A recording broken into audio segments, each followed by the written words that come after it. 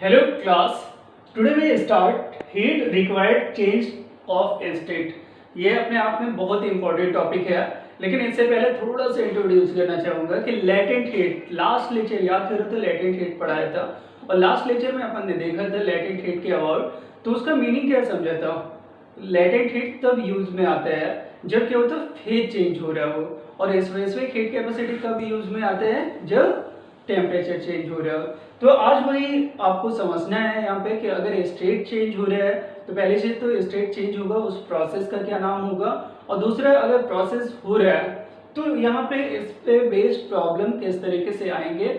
और एक चीज और मैं बोलूँ यहाँ पे, तो आपको बोलो मेल्टिंग, इवेपोरेशन, जितनी भी चीजें लिखी हैं, चाहता मैं तो सबका डेफिनेशन देता और एग्जाम्पल लिखता, वो बहुत लेंदी प्रोसेस हो जाता है, लगता है कि एकदम थ्योरेटिकल क्लास होती जा रही है। इसलिए एक डायग्राम जिसमें 4 प्रोसेस को एक्सप्लेन किया और फिर 2 प्रोसेस जो रेस्ट बचता है उसको अलग से लिख के विद एग्जाम्पल समझा दिया। इसको एक्सप्लेन कर रहा हूँ यहाँ पे एक एक पॉइंट को। तो यहाँ पे अपना टॉपिक क्या है जो आज आपको सीखना है, वो क्या होता है, heat required in change of state. क्या बोला मैंने? Heat required in change of state. तो सबसे पहले बात करेंगे अपन यहाँ पे आइस टू वाटर कन्वर्जन। किसका? आइस टू वाटर कन्वर्जन का। दूसरा वाटर टू वेपर कन्वर्जन। देखो यहाँ पे आइस से वाटर, वाटर से वेपर। आइस क्या है? सॉलिड स्टेट, वाटर क्या है? लिक्विड स्टेट, और वेपर क्या है? Gas state. ये सब स्टेट के नाम पता है आपको कि किस फेज में है। सॉलिड, दूसरा क्या होता है यहाँ पे लिक्विड, और तीसरा क्या होता है? गैस। अगर इतना समझ में आ रहा है तो यहाँ पे आइस से वाटर के कन्वर्जन को क्या बोलते हो, तो हमेशा याद रखना मेल्टिंग। यहाँ पे आइस से वाटर को, आइस से वाटर के कन्वर्जन को क्या बोला जाता है? मेल्टिंग। देखो एरो देखो यहाँ पे, आइस से वाटर, आइस से वाटर, इस प्रोसेस को मेल्टिंग, इस प्रोसेस को मेल्टिंग, मतलब यहाँ पे मेल्ट हो रहा है आइस।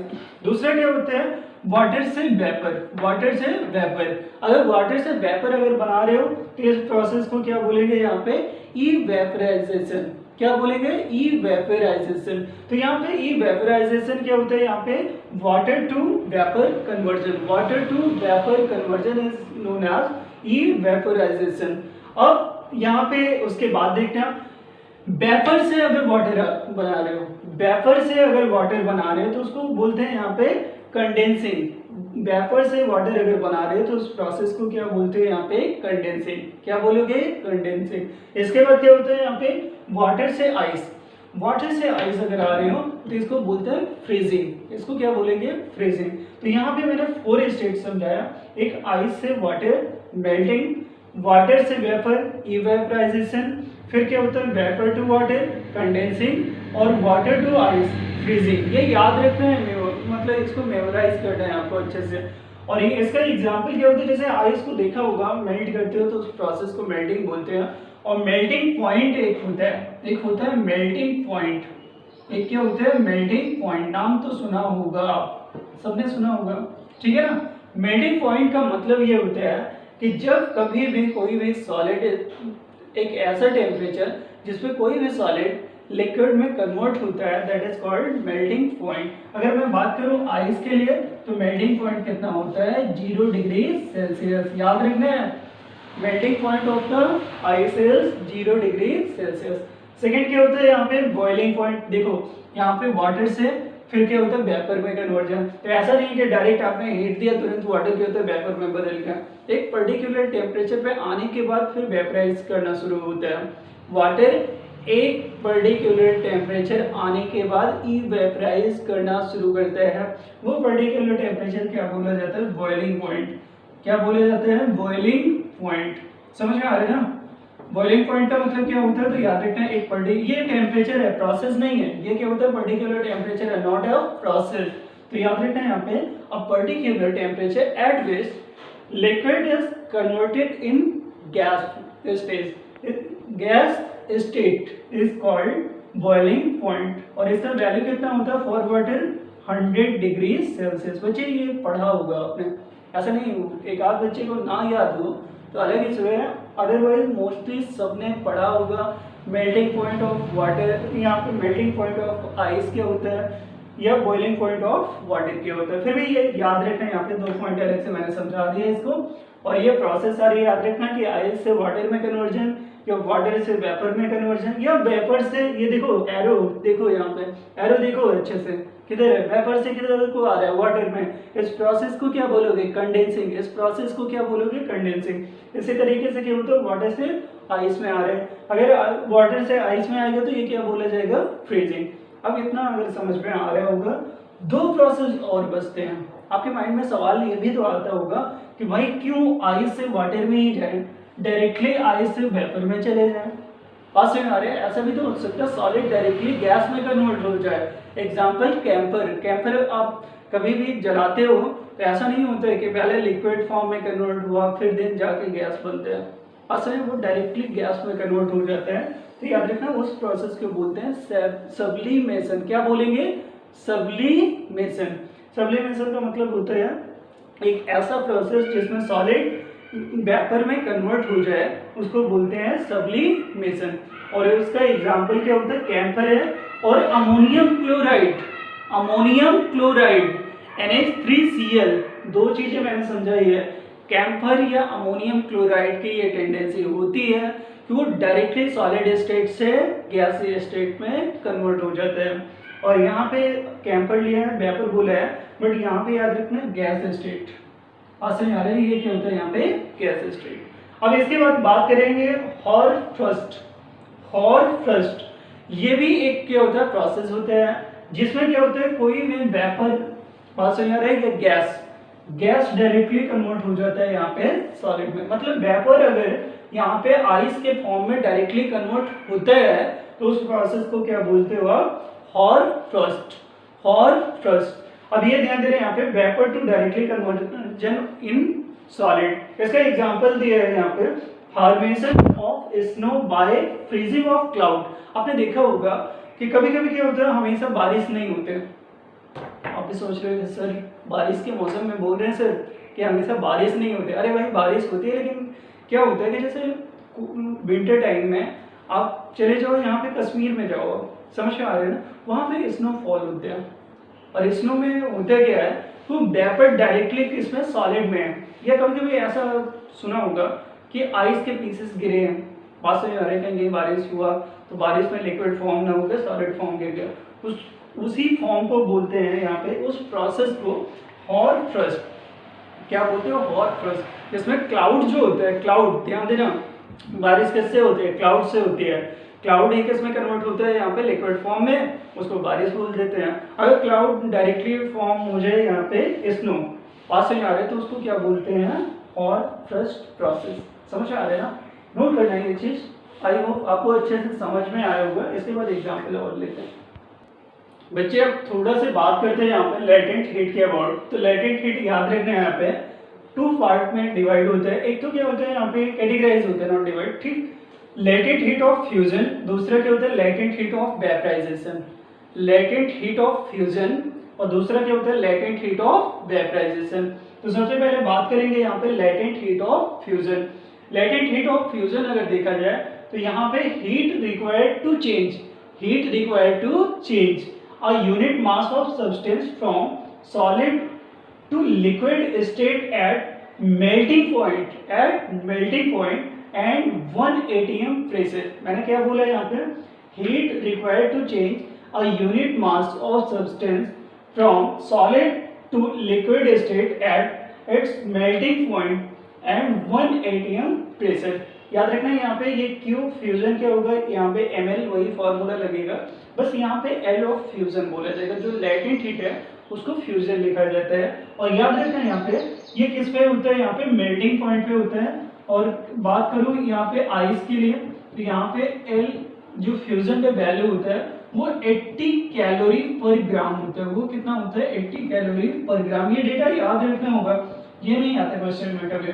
ये डेटा याद रखना है यहाँ पे कि अगर आइस से वाटर में कन्वर्जन या वाटर से आइस में कन्वर्जन, तो लेटेंट हीट ऑफ फ्यूजन क्या होगा यहाँ पे 80 कैलोरी पर ग्राम, 80 कैलोरी पर ग्राम।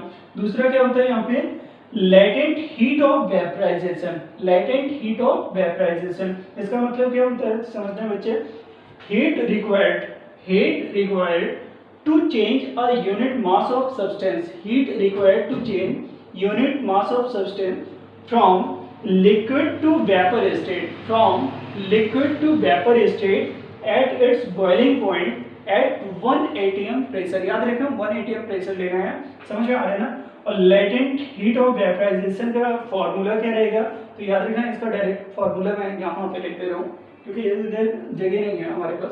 तो यहाँ पे लेटेंट हीट ऑफ वेपराइजेशन का फॉर्मूला और वैल्यू दोनों याद रखना होगा। लेटेंट हीट ऑफ वेपराइजेशन के लिए क्यू वेपर ऐसे लिख दो यहाँ पे, इज इक्वल टू क्या हो जाएगा यहाँ पे एम और एल ऑफ वेपराइजेशन, ठीक है ना। ये तो फॉर्मूला आता है और इसका वैल्यू बात से आ रहा है एल वेपराइजेशन मतलब लेटेंट हीट ऑफ वेपराइजेशन का वैल्यू क्या होगा, तो अप्रोक्सीमेट 336 होता है, बात से आ रहा है सॉरी 536 होता है यहाँ पे कैलोरी पर ग्राम, कैलोरी पर ग्राम। इसी को अप्रोक्सीमेट लिया जाता है यहाँ पे 540, जब कैलकुलेशन करते हो तो 540 कैलोरी पर ग्राम, ये अप्रोक्सीमेशन के लिए, जिससे आंसर इजीली मतलब कैलकुलेशन इजी हो जाए। दैट्स व्हाई यहाँ पे अप्रोक्सीमेट 540 कैलोरी पर ग्राम बोलते हैं। नोट करना, इसे भी एक क्वेश्चन लेता हूँ फिर। अब देखते हैं यहाँ पे एक कॉन्सेप्ट सीखा, प्रॉब्लम करते हैं। और बार बार मैं बोल रहा हूँ कि थोड़ा सा मेरी टीचिंग की स्टाइल है कि कोई भी कॉन्सेप्ट पढ़ाता हूँ तो आपको ट्रेन करता हूँ कि वो उसी कॉन्सेप्ट पे बेस्ड प्रॉब्लम करो आप। जब तक आप कॉन्सेप्ट फिजिक्स में याद रखना, जब कॉन्सेप्ट पढ़ा अगर आपने प्रॉब्लम नहीं किया तो समझ लो कोई फ़ायदा नहीं है पढ़ने का। इसीलिए ज़रूरी होता है कि हर कॉन्सेप्ट के बाद एक प्रॉब्लम, चाहे छोटा सा प्रॉब्लम, वो थ्योरेटिकल प्रॉब्लम भी हो सकता है, न्यूमेरिकल प्रॉब्लम भी हो सकता है, लेकिन बार बार प्रॉब्लम इसीलिए करा रहा हूँ कि ताकि आपकी हैबिट लग जाए। आप जब घर पे भी पढ़ते हो, खुद से पढ़ते हो, तभी ये आदत पढ़नी चाहिए आपको कि आप कोई भी कॉन्सेप्ट पढ़ा उस पर प्रॉब्लम करो, कॉन्सेप्ट पढ़ा प्रॉब्लम करो। जिससे क्या होता है कि एक वे होता है जिससे फिजिक्स आप अच्छे से सीख सकते हो। तो ध्यान देना यहाँ पे, heat required to convert 2 gram of ice at 0 degree Celsius into steam at 100 degree Celsius. कहने का मतलब क्या होता है, 4 ऑप्शन दे रखे हैं, 100 कैलोरी, दूसरा क्या दे रखा है 0.01 किलो कैलोरी, तीसरा दे रखा है यहाँ पे 720 कैलोरी, और फोर्थ क्या दे रखा है यहाँ पे 1440 कैलोरी। तो कहने का मतलब क्या होता है कि अगर यहाँ पे हीट का रिक्वायरमेंट अगर 2 ग्राम, ध्यान दे रहे हैं यहाँ पे 2 ग्राम आइस दे रखा है और ये कन्वर्ट करना है यहाँ पे स्टीम में, किसमें स्टीम में, कितना, तो यहाँ पे 100 डिग्री सेल्सियस। तो यहाँ पे आइस से स्टीम में कन्वर्जन में कितना रिक्वायर्ड ऑफ हीट आएगा उसका वैल्यू बताओ। क्या निकालना है यहाँ पे, रिक्वायर्ड हीट का वैल्यू। और कैसे निकालना है यहाँ पे, तो समझना है यहाँ पे 2 ग्राम क्या होता है यहाँ पे आइस। सबसे पहले आइस किस में कन्वर्ट होगा, याद रखना है यहाँ पे, क्योंकि 0 डिग्री सेल्सियस पे, कितने पे, 0 डिग्री सेल्सियस पे फर्स्टली ये कन्वर्ट हो जाता है यहाँ पे वाटर में। किसमें कन्वर्ट होगा, वाटर में। और वाटर में कन्वर्ट होगा, यहाँ पे लिख देता मैं, किसमें कन्वर्ट हो रहा है यहाँ पे, वाटर में। और अभी भी मास कितना होगा, 2 ग्राम, मास थोड़ी बदलता है, तो यहाँ पे मास वही रहेगा 2 ग्राम। अब क्या होता है 0 से 0 डिग्री सेल्सियस, बात समझ आ रहा है। फिर वाटर से अभी भी हीट फर्दर मिलता गया, तो यहाँ पे क्या होगा, वाटर में ही कन्वर्ट होगा, लेकिन ये अपना टेम्परेचर राइज करके कितना कर लेगा यहाँ पे 100 डिग्री सेल्सियस। और ये अभी भी मास क्या है 20, यहाँ पे 2 ग्राम। अब ये किसमें कन्वर्ट हो जाता है यहाँ पे, वेपर में। अगर फर्दर देते गए तो वेपर नहीं, स्टीम बोला है, तो स्टीम वेपर सेम ही चीज होता है। ये कन्वर्ट होके यहाँ पे 100 डिग्री सेल्सियस और किसमें आ जाता है यहाँ पे 2 ग्राम ही टैग अभी भी लगा रहेगा, लेकिन ये किसमें आ जाता है यहाँ पे, स्टीम में। तो सोचो यहाँ पे आप आइस से स्टीम में जाने के लिए कितने प्रोसेस से गुजरते हो या निकलते हो। तो यहाँ पे समझो, पहले आइस से वाटर में कन्वर्जन होगा, फिर वाटर से वाटर में कन्वर्जन होगा, फिर वाटर से स्टीम में। तो यहाँ से यहाँ तक मतलब वाटर से आइस से वाटर कन्वर्जन में हीट का जो रिक्वायरमेंट होता है, रिक्वायर्ड हीट होगा वो Q1 लिख रहे हो, और यहाँ पे क्या लिखोगे Q2, यहाँ पे क्या लिखोगे Q3। तो ये बोल रहे टोटल कितना हीट चाहिए, रिक्वायर्ड हीट का वैल्यू क्या होगा, तो Q1 प्लस Q2 प्लस क्या होता है यहाँ पे Q3। मैं कैलोरी में आंसर आ रहा है तो याद रखना सारे डेटा कैलोरी में लेता हूँ, लेकिन सबसे पहले ये सोचो फेज चेंज हो रहा है, टेम्परेचर, फेज चेंज हो रहा है टेम्परेचर, आंसर क्या होता है, फेज चेंज हो रहा है टेम्परेचर तो कांस्टेंट है। तो यहाँ पे फेज चेंज के लिए क्या लगता है ml, क्योंकि ये वेपर, ये क्या है फ्यूजन है, तो यहाँ पे LF, बात समझ में आ रही है ना। प्लस क्या होता है यहाँ पे, अब यहाँ पे टेम्परेचर का चेंज हो रहा है या फेज का, सोचो जल्दी से, टेम्परेचर का चेंज या फेज का, आंसर क्या होता है यहाँ पे फेज का चेंज हो रहा है। या टेम्परेचर, तो आंसर क्या रहेगा यहाँ पे टेम्परेचर का चेंज। टेम्परेचर के चेंज के लिए NH डेल्टा T, और क्योंकि ये वाटर है तो यहाँ पे specific heat capacity of water, ये ऐसे ही लिखा है मैंने। फिर यहाँ से सोचो Q3 क्या लिखें, तो यहाँ पे फेज चेंज हो रहा है, फेज चेंज होगा तो यहाँ पे ml लगाएंगे, लेकिन ये वेपराइजेशन होगा, LB होगा। अब आपको वैल्यू पता है कि LF का वैल्यू कितना होता है 80 कैलोरी पर क्या होता है ग्राम, क्योंकि आंसर कैलोरी में आ रहा है। LB का वैल्यू कितना होता है यहाँ पे 540 कैलोरी पर ग्राम, क्योंकि अप्रोक्सीमेट मैंने बोला था कैलकुलेशन में थोड़ा सा आसान रहता है। इसमें मास कॉमन है, मास कर लो common LF plus H delta T plus क्या होता है यहाँ पे LB, ठीक है ना।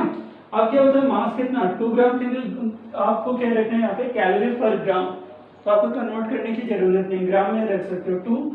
LB का वैल्यू, LF का वैल्यू मतलब latent heat of fusion 80, specific heat of क्या होता है यहाँ पे वाटर इन कैलोरी पर ग्राम, तो कितना आएगा यहाँ पे 1। और यहाँ पे टेम्परेचर का चेंज, यहाँ से यहाँ तक देखो चेंज कितना आ रहा है, 0 से 100 पे जा रहा है तो चेंज कितना आएगा 100 का, तो यहाँ पे क्या लिखोगे 100 प्लस क्या होगा 540। अब इसको ऐड कर लेते हैं अपन, ये कितना हो जाएगा 2 और ये कितना आ जाएगा 720, ऐड करके चेक कर लेना कितना आएगा 720। 2 इंटू क्या होता है यहाँ पे 720, तो ये आंसर कितना आएगा, तो याद रखना 1440 कैलोरी। आंसर कौन सा है यहाँ पे, D option is the right option, D option is the right option. देखो कितना आसान सा सवाल था, कुछ भी टफ जैसा कुछ लगा ही नहीं होगा आपको, बस अगर प्रोसेस समझ में आ रहा होगा तो। नोट करना है।